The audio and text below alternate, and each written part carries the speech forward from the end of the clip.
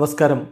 Raf talk മലയാളത്തിലേക്ക് എവർക്കും സ്വാഗതം. Super league കേരളയുടെ 2ാം സീസണിലെ കണ്ണൂർ വാരിയേഴ്സ് FC ചാമ്പ്യന്മാരായിരിക്കുന്നു. ഫൈനൽ മത്സരത്തിൽ ഏകപക്ഷീയമായ ഒരു ഗോളിന് തൃശ്ശൂർ മാജിക് FCയെയാണ് അവർ പരാജയപ്പെടുത്തിയത്. ഒന്നാം പകുതിയിൽ പെനാൽറ്റിയിലൂടെ അസിയർ ഗോമസ് ആണ് കണ്ണൂരിൻ്റെ വിജയ ഗോൾ നേടിയത്. കണ്ണൂരിൽ വെച്ച് നടന്ന മത്സരത്തിൽ 18ാമത്തെ മിനിറ്റിലാണ് നാടകീയ സംഭവങ്ങൾക്കൊടുവിൽ കണ്ണൂരിൻ്റെ ആ ഒരു വിജയ ഗോൾ പിറക്കുന്നത്. സിനാൻ വലതു വിങ്ങിൽ നിന്ന് ഉയർത്തി നൽകിയ ക്രോസ് അസിയർ ഗോമസ് ഹെഡ് ചെയ്തത് ക്രോസ് ബാറിൽ തട്ടി പോസ്റ്റിലേക്ക് കയറുകയായിരുന്നു. പക്ഷേ ഗോൾ ലൈനിൽ വെച്ച് അത് ക്ലിയർ ചെയ്യാൻ ശ്രമിച്ച തൃശ്ശൂരിൻ്റെ തേജസ് കൃഷ്ണയുടെ കയ്യിൽ പന്ത് പതിച്ചു. ഒടുവിൽ ചർച്ചകളൊക്കെ നടത്തിയ റഫറി വെങ്കടേഷ് അത് പെനാൽറ്റി വിധിക്കുകയായിരുന്നു. ആ പെനാൽറ്റി എടുത്ത അസിയർ ഗോമസിന് പിഴച്ചില്ല. പന്ത് കൃത്യമായിട്ട് വലയിലേക്ക് എത്തിച്ചു.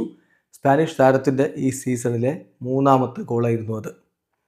പിന്നീട് ഇരു ഭാഗത്തേക്കും നീക്കങ്ങൾ ഉണ്ടായെങ്കിലും ഗോൾ പിറക്കാതെ ആദ്യ പകുതി അവസാനിക്കുകയായിരുന്നു. എന്നാൽ ആദ്യ പകുതിയുടെ ഇഞ്ചുറി സമയത്ത് 2ാം മഞ്ഞക്കാർഡ് കണ്ട കണ്ണൂരിൻ്റെ അണ്ടർ-23 താരം സച്ചിൻ സുനിൽ ചുവപ്പ് കാർഡ് കണ്ട് കളിക്കളം വിട്ടു.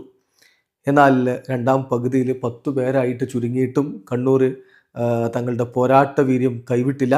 ഒടുവിൽ ഏകപക്ഷീയമായ ഒറ്റ ഗോളിൻ്റെ വിജയം സ്വന്തമാക്കിക്കൊണ്ട് Kannur warriors FC super league കേരളയുടെ 2ാം സീസണിൽ കിരീടം ചൂടിയിരിക്കുന്നു. വീഡിയോ അവസാനിക്കുന്നു.